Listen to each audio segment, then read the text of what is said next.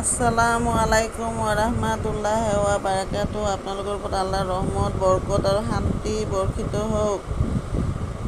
আউযু বিল্লাহি মিনাশ শাইতানিৰ ৰাজিম। বিসমিল্লাহিৰ ৰাহমানিৰ ৰাহিম। খেদা খোৱা শয়তানৰ প্ৰচলনিৰ পৰা আল্লাহ তুমি আমাক ৰক্ষা কৰা। পৰম কৰুণাময় পৰম দয়ালু আল্লাহ তাআলাৰ নামত আৰম্ভ কৰোঁ।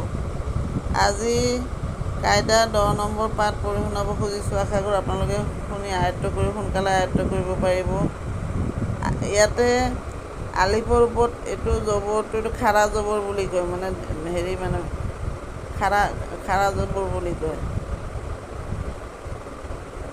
থিয়কৈ আছে, সেইকাৰণে এইটো এক জবৰ টানিব লাগিব। তাৰমানে আলিফ জবৰ বুলি ক'ব লাগিব।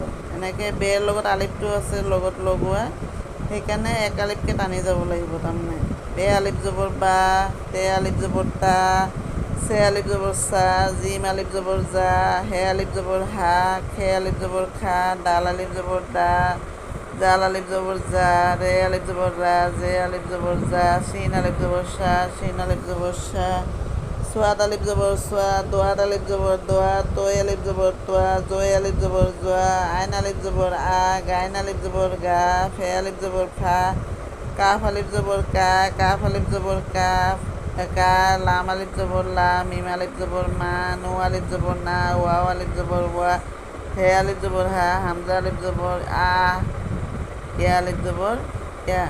সমাপ্ত।